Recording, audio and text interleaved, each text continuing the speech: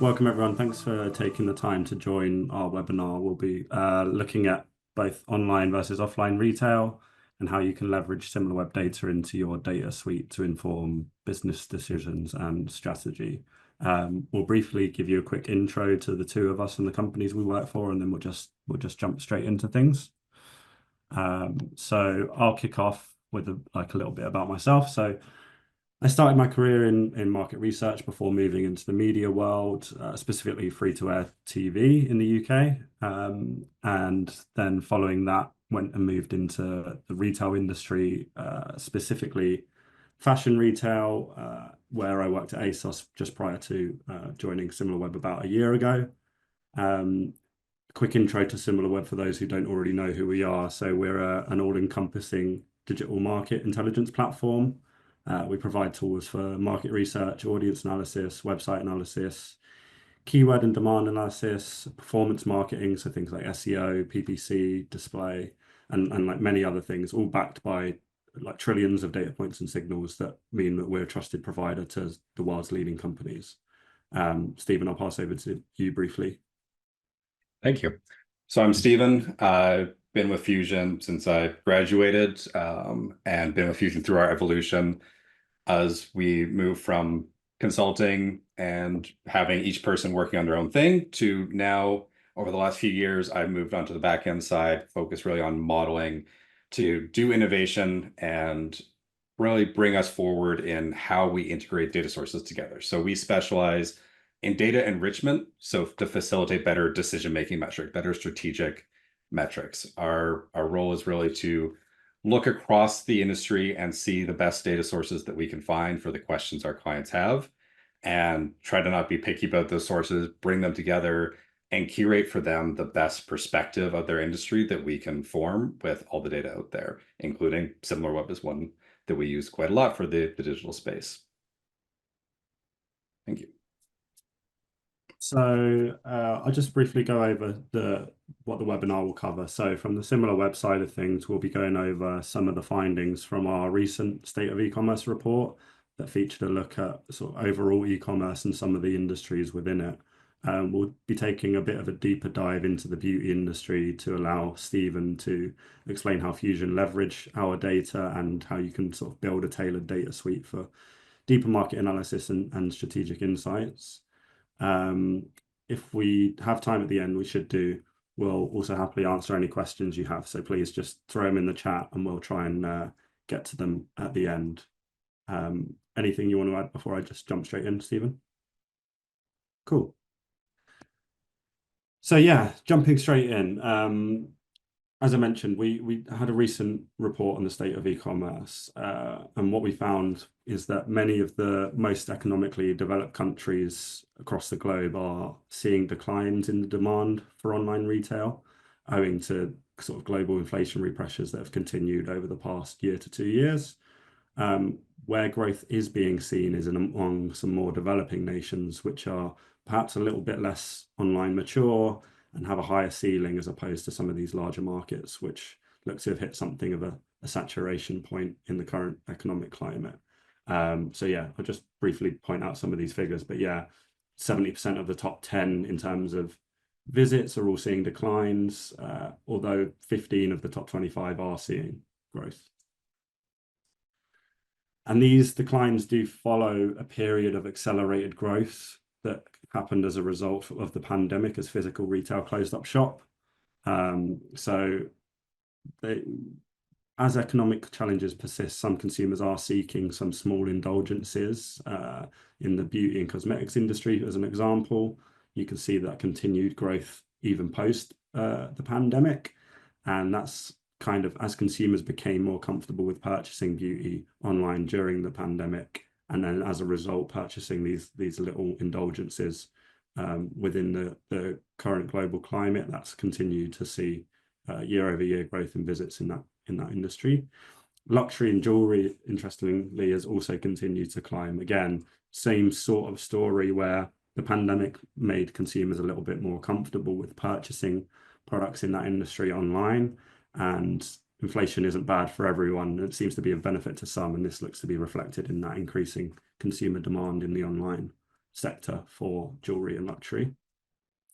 Some categories we focused on two here, but fashion and apparel and consumer electronics, which are probably a little bit more online mature, even up to the pandemic, saw sales sort of step back a little bit as we came out of the other side, and has continued to either see that sort of step back or a bit of a stagnation as consumer prioritization changes and shifts through this economic climate as wallets are squeezed.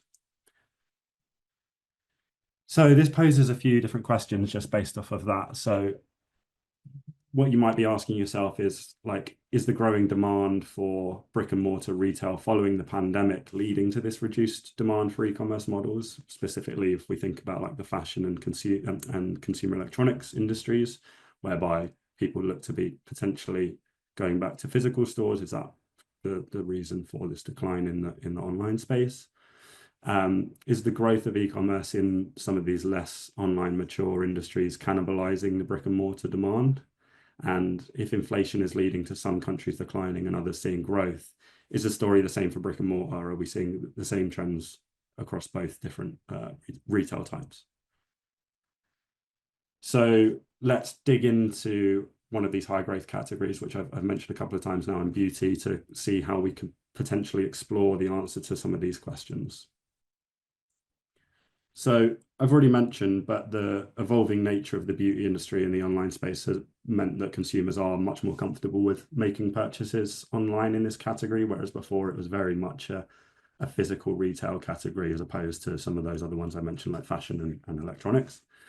And inflation continues to affect consumers' disposable income. They are using self-care as a small indulgence over some of the potentially more expensive purchases. Like, this is dubbed the lipstick effect. It's a well-known phenomenon that occurs in kind of times of economic decline. So that, coupled with this accelerated online penetration from before, means we're continuing to see growing demand for this category, even in markets that are seeing those overall e-commerce declines. So those top markets that I mentioned before, United States, Brazil, UK, Germany, and so on, they're still seeing demand for this category increase despite overall e-commerce demand declines. The majority of countries with the most growth are these less online mature markets, but Russia and Canada are actually in both lists, interestingly. Despite the top 10 all seeing growth, these developing nations are the ones where there's more room for the category to grow, and the sort of ceiling for the category remains much higher. This is kind of, there's a few things that are playing their part in this role, but one of them is like these new generations beginning to utilize e-commerce more and more comfortable with it. Younger generations also being more invested in personal care than the generations before them.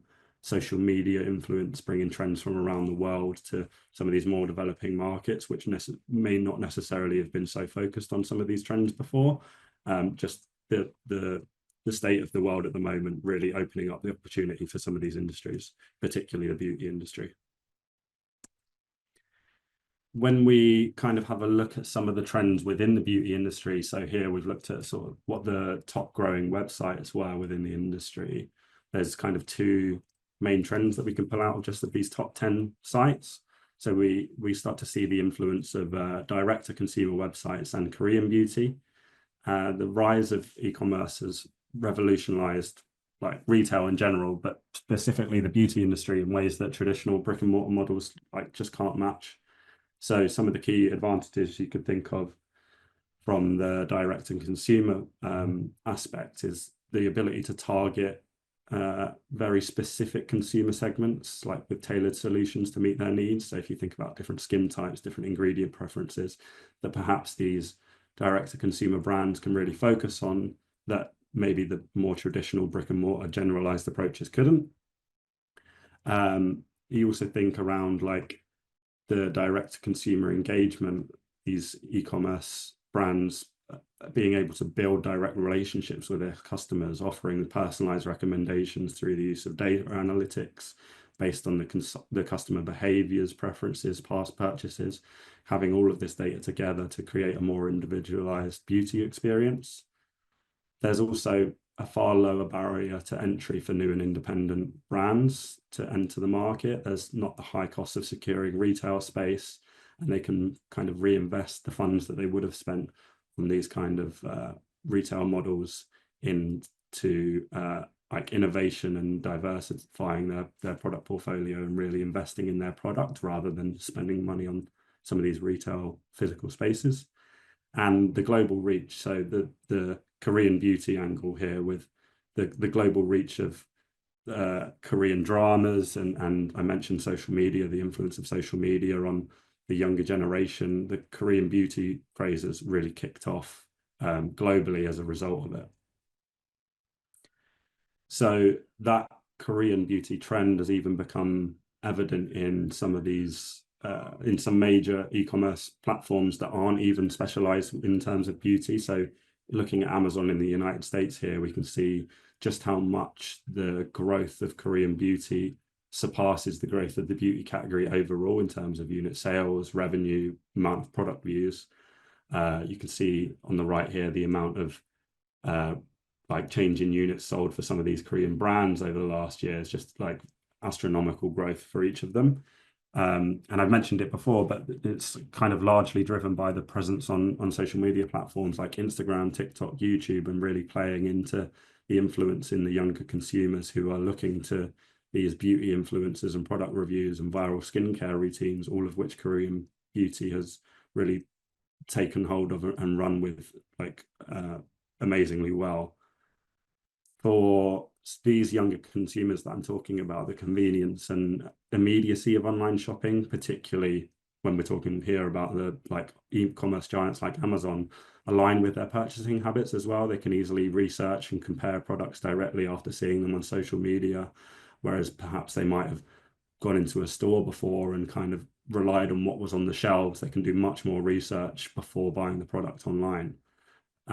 So this again raises a question: is e-commerce growth, particularly where it's driven by social media trends, stunting or cannibalizing brick and mortar sales, as these younger consumers increasingly prefer the ease and variety of online shopping, particularly for specialized beauty products? Are traditional stores facing slower growth or even shrinking? So yeah, as I mentioned, again, this poses the same question. Like, is this surge in online beauty demand leading to a reduction in sales for brick and mortar stores? So within this question, there's multiple other questions. So with growth online seemingly driven by more niche and targeted brands, is brick and mortar suffering as a result due to be more generalist? As e-commerce continues to grow, are traditional beauty retailers seeing a shift in consumer loyalty or spending patterns away from in-store purchasing? And what role is inflation playing in shaping the growth trends for brick and mortar beauty sales? Are they responding differently to the economic pressures compared to some of these online platforms? And with that, I'll hand over to Stephen. Perfect. Thank you, Daniel. So I'm going to dig into the question Daniel posed using Canada, where I'm based, as an example. So paraphrasing again, this question is asking if e-com is cannibalizing brick. Now, directly measuring cannibalization is really hard. So first, I want to think about the question behind the question, which Daniel started to get to. If we're coming from an e-com perspective, maybe even the perspective of an e-com pure play retailer, the interest isn't about the omni-industry per se. We're more interested in what the omni-industry tells us about e-com. So for this example, I'm going to assume that ultimately we want to understand if the e-com growth is coming from people spending more on beauty, which will look like industry growth, or if it's coming from people moving their spending from brick to e-com, which would be e-com penetration growth. This tells us something about who these people are and how to attract them. So what I'm going to dig into for the rest of this is to answer a modified question: is the beauty omni industry growing as fast as the e-com industry? So if we go to the next slide, I'm going to jump straight to the end and start there. So here we see blue line. This is the e-commerce revenue growth over the past couple of years. We see it growing at about 8% in Canada. And then we can see in brown brick and mortar revenue growth. It was a little bit higher, a little bit lower, but right now it's at about the same place. So we can see now very easily, once we have this data side by side, apples to apples, the brick industry and the e-com industry are growing at about the same rate, which means that the omni industry is growing as much as e-com.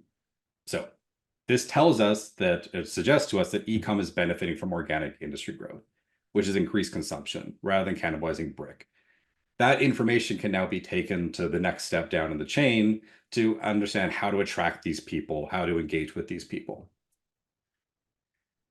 So if we go to the next slide, let's contrast this with what happened a few years ago during COVID. So here we can see this massive increase in e-com beauty industry, followed by a decline to flat as we rolled over the increase.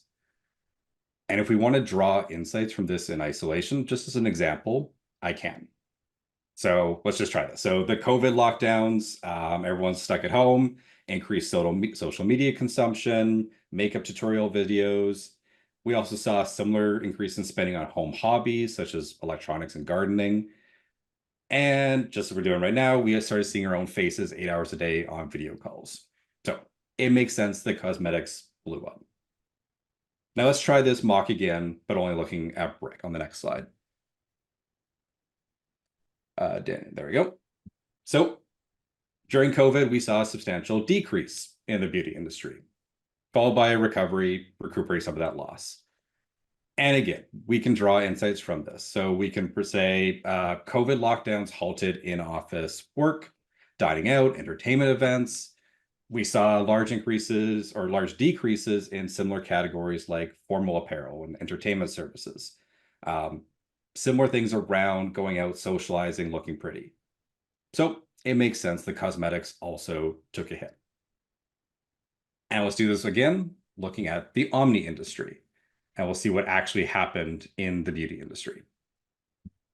From this perspective, we see that the industry was remarkably stable during COVID. It dropped a bit from its run rate for a year, but then recovered. And again, we can draw insights from this, even if they're pretty boring. People always want to look good, and COVID didn't substantially change the beauty industry.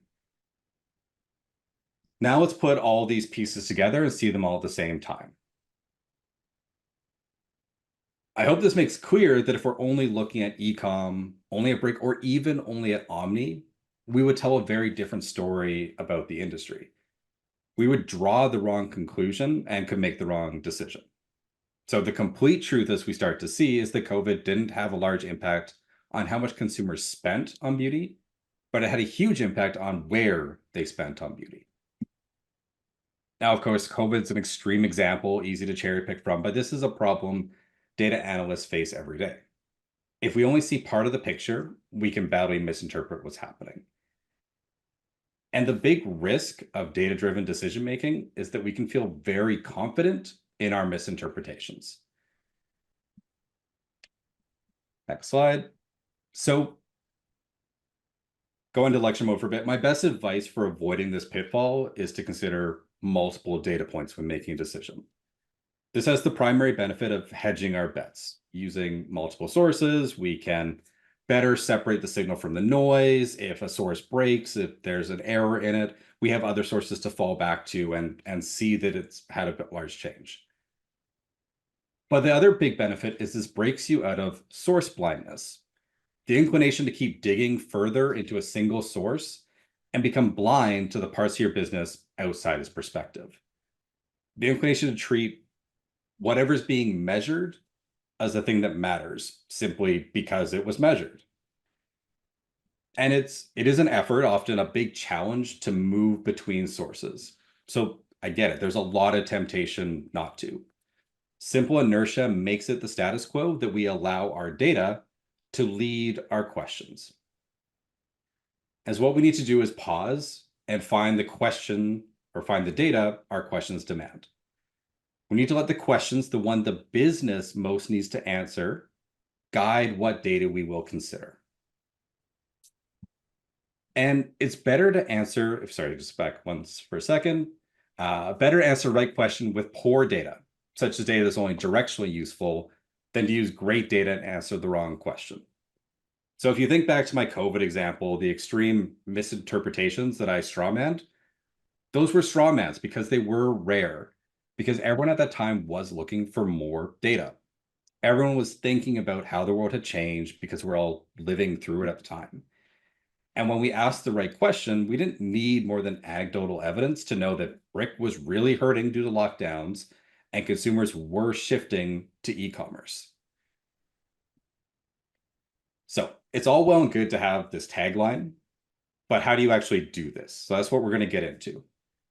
The first step is to start thinking about and then building your data suite.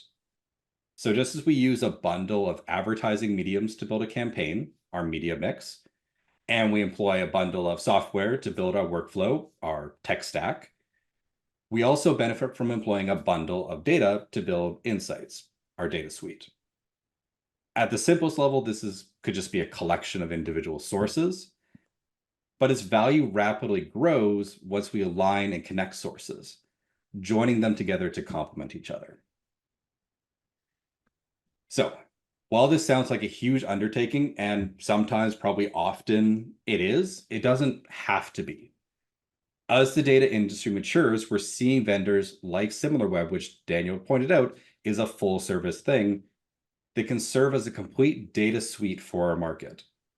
So for some businesses, Similarweb can be your full package if you're living in that world. This is analogous to a large number of businesses that rely on, say, Microsoft for their full tech stack, where you're using Office and Outlook, this full suite of software together because it covers all your needs for what you're doing. And where it works, it makes life much easier as the data comes in a single language, ready to be connected. It shows us what the world could look like as we build our data suite. And where it doesn't, well, that's where I'm going to step in and say that's what Fusion's for, and we'd love to help you build that. Okay, now we're on to the next slide.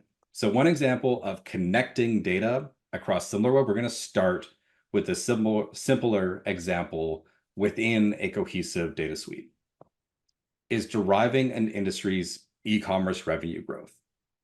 This is not a metric that is natively available on Similarweb. So again, this is the revenue growth, the dollar growth in the e-commerce industry. But we do have the pieces on Similarweb to do this. So the first piece is Similarweb's conversion analysis module. This provides data on the number of converted visits where someone not only visited that web page, but as part of that experience also visited the thank you page, the page after the checkout, which confirms that they actually made a purchase. Now, converted visits are pretty far from revenue because we don't know basket size. We don't know how much was spent in that conversion. Number of visits, number of dollars, they're quite different things. But, and this is the key part, growth in converted visits is pretty close to revenue growth because we can assume pretty easily that basket size will generally be quite stable. And if we look back in history from other sources, we can just see how true or not true that assumption is. However, while this is exciting data, we need to recognize its limitations. Only when we recognize the limitations can we see what other sources complement those limitations. And here is website coverage. In Canada, at least, this data set only covers desktop. Sorry, that's across everywhere. It only covers desktop, but in Canada, it only covers 7 beauty retailers. So not a large enough group of beauty retailers to feel confident that we're seeing the whole picture. So on the next side, how can we complement it? The category analysis module, again, this is within Similarweb, brings together data for the top 100 websites in beauty. But it's got a different limitation. It's more limited in its metric. The closest we can get here is something around visit, maybe growth in total visits, total unique visitors, total visit minutes, but they're all around the visit. Now, this is related to revenue growth, but it's pretty far removed it. So next slide, I'm going to skip over a bunch of complexities, but we can see we now have 2 data sources that have complementing limitations and complementing strengths. And we can put these 2 data points together and create a new metric, industry revenue growth. It's not going to be perfect. It wasn't directly measured, but it gets us closer to it. And it's actually asking or answering the question that we want to be asking. So we can take the growth in total conversion rate from our 7 retailers, which here I see is minus 5% year over year, and the growth in total visits from the top 100 retailers, which I see is plus 17% year over year. Using some back of the envelope math, we simply add these growths together and we calculate the industry revenue growth at plus 12%. So we just built a new metric, custom designed for our question. So let's take a moment to think about that. What did we actually just do there? We started with our question, how much is e-commerce industry growing? We let that question tell us what metric we needed, e-commerce revenue growth. Then we broke down that question into component pieces, visit growth and conversion growth. Finally, we identified different data sources for each piece, brought them together to build our metric. Slight tangent, those last two steps, that's where experience and creativity really come in, as there are many ways to break down a metric. We didn't have to break down the metric this way. In this case, I used the purchase funnel. The step prior to revenue in a consumer's purchase funnel is visit. They had to get to the website before they could purchase from that website. And the link between them is conversion. What percent of those who visited the website converted on that website? And from my experience, I knew I had access to better data for those two metrics than I did for revenue growth directly. Okay, getting back to Omni-Industry, we can apply the same strategy. Next slide. So stating this again, we can build our own metric rather than waiting on some hypothetical perfect single source. It simply won't exist for some, probably most metrics. And that's the case here. Going to the extreme, in Canada, we have a very strong government source for retail sales by product category. It's a legally mandated census of retail sales. I mean, if I could wish for a methodology, that's the one I would ask. But this is the real world, and so even it is limited. It's limited by its delayed release. It's limited by shallow category depth. And it's even limited by some data suppression to ensure privacy of the retailers it's sampling from. Put another way, it's out of date, poorly aligned to our category map, and sometimes simply doesn't release a number. So even this great source has problems. And we can compare to some other sources. For example, Nielsen, a dominant source in the brick industry.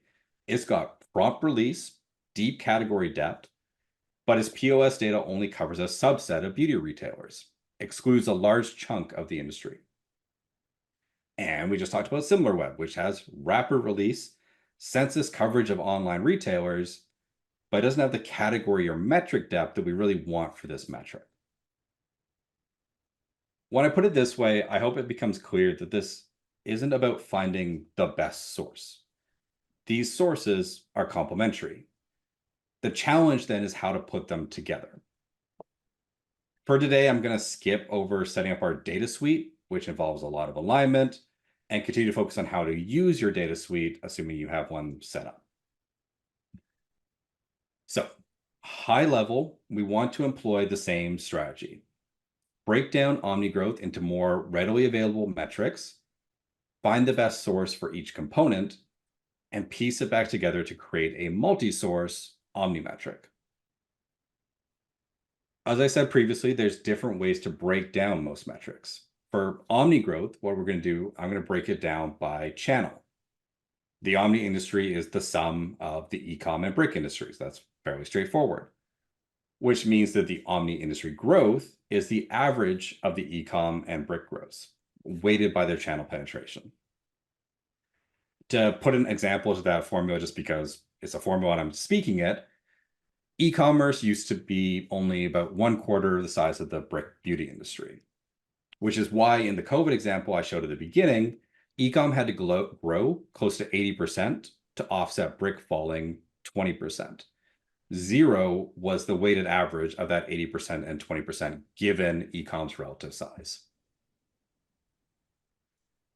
So the components we're looking for, sorry if we go back again, e-com revenue growth, we're going to start there, which we conveniently just calculated. Then brick revenue growth, which we can similarly find sources for. There's quite a few options to choose from, depending on which categories we're in. Finally, we're going to look for channel penetration. What percent of the industry is e-com versus brick? So we know how to weight those above two numbers. The interesting thing about this metric is that our time scale is quite different. For the first two, we need timely growth numbers. Growth is about the very short term. But here we can get away with a snapshot. Our needs are very different. We could do like a long roll percentage. So because except during like very volatile times like COVID, a number a year out of date will serve as just fine here because it's just giving us those relative weights. And it's not going to move a whole lot. Even if that industry grows 20%, it's still going to be approximately the same weight.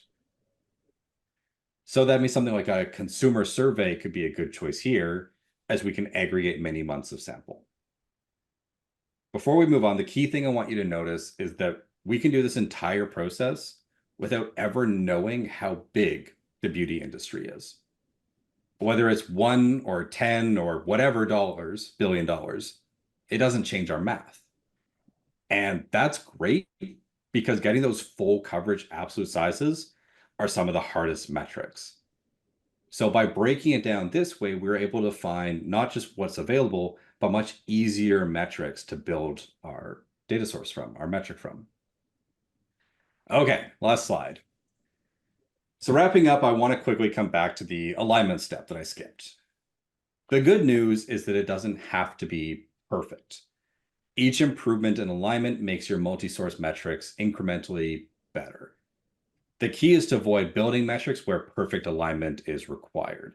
So if we wanted to figure out the e-com penetration by taking the e-com industry size as an absolute dollar for one source, divided by the sum of the e-com and brick industry sizes from different sources, that would be a problem. That misalignment is going to create a big problem. If our categories are off and our e-commerce category has twice the number of products in it as our brick category, that's going to, on a simple world, double the penetration rate that we calculate. So that's a problem.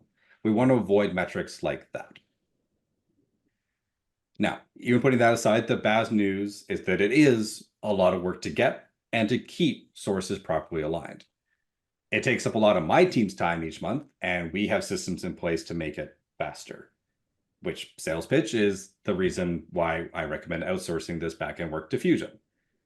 But let's assume you're attending this webinar because you want to try it yourself.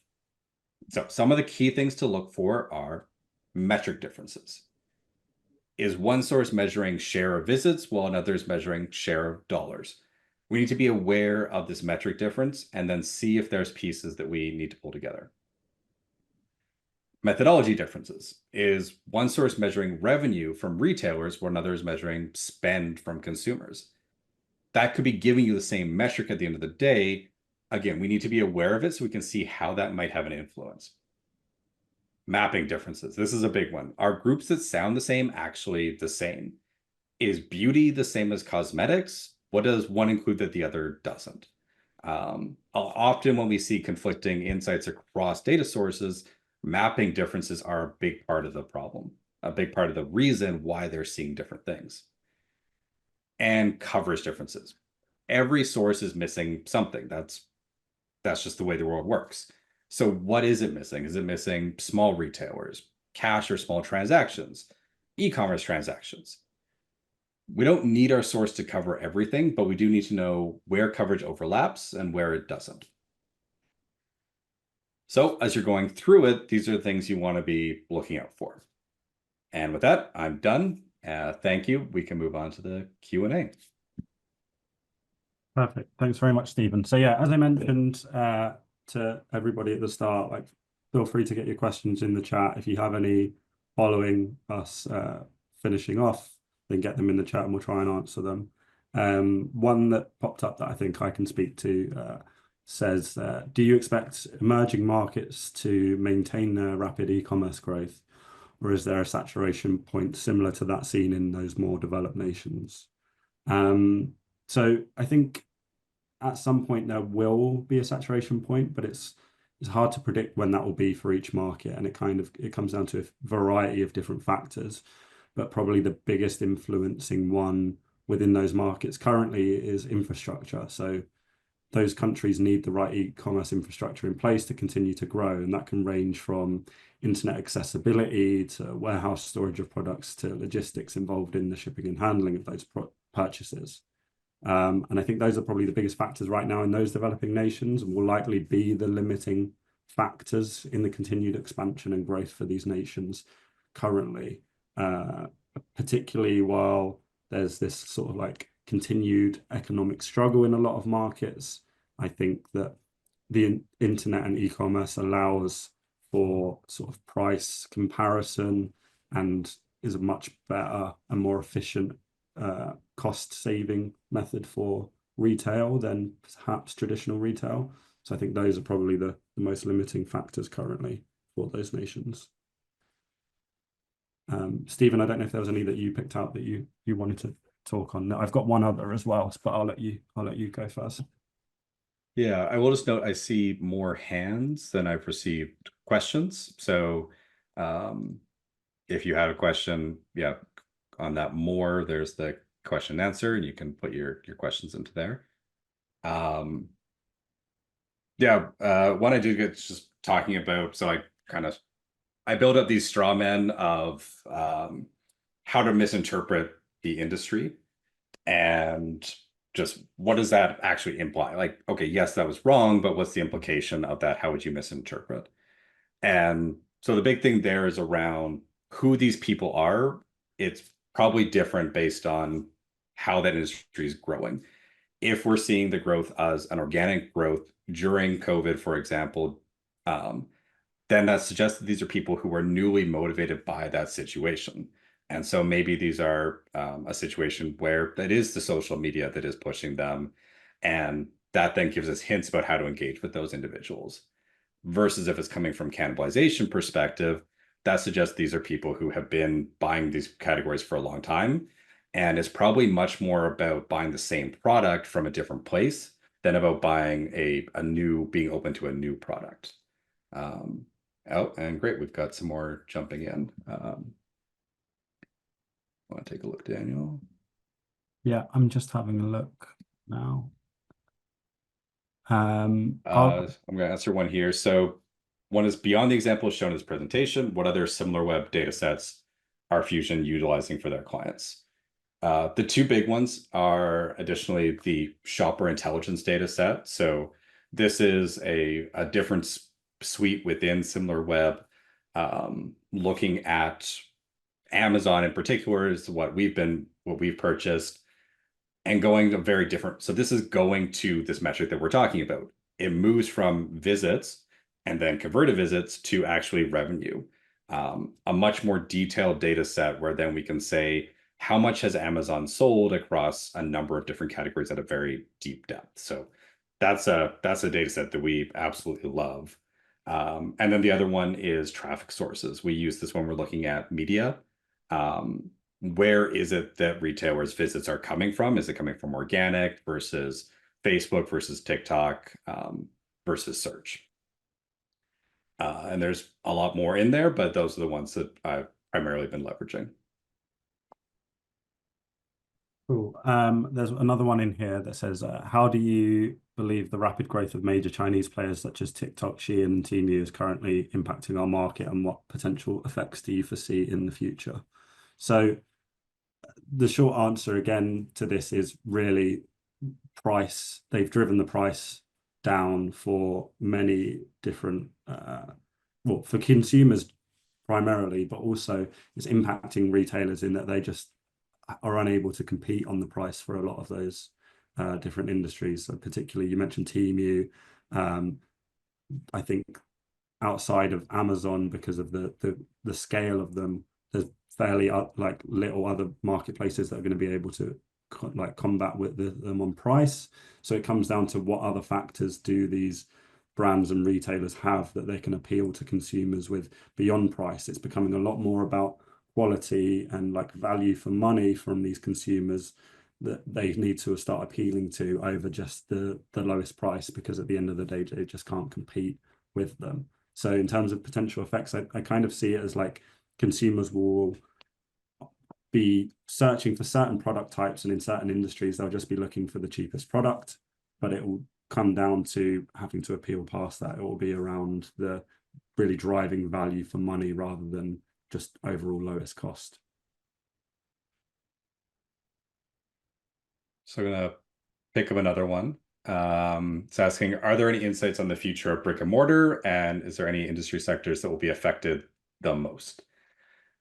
So prediction, very dangerous game. And I could say something now that I'll regret 20 years in the future. But overall, my view is that brick and mortar is not going anywhere, but it's certainly going to continue to shrink.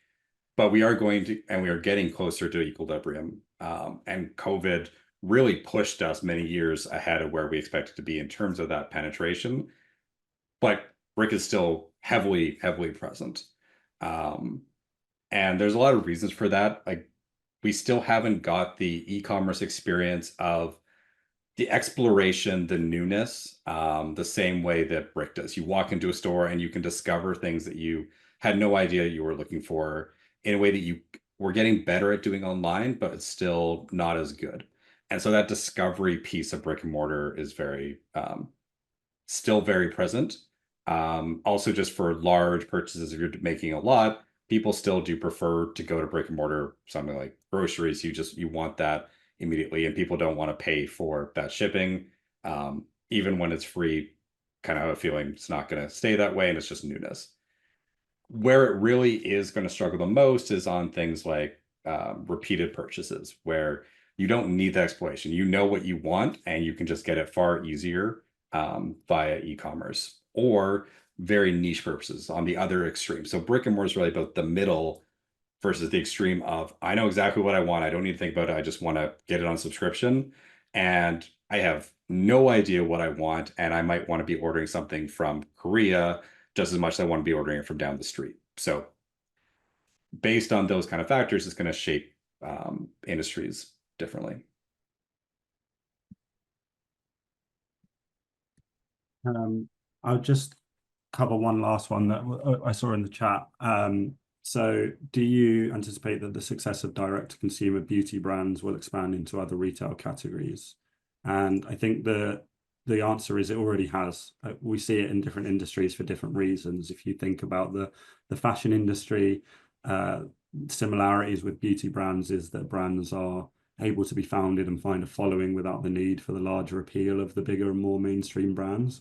But we're also seeing that rise of D2C in the larger brands themselves. They really see the appeal and value of cutting out the middleman, both financially and in terms of some of those other factors that I mentioned, in terms of like personalized brand experience of their site, like personalized recommendations, getting the data on the customers directly, the value of that data first hand, rather than trying to get that off those sort of larger multi-brand retailers is just invaluable to them in order to help shape their strategy moving forwards.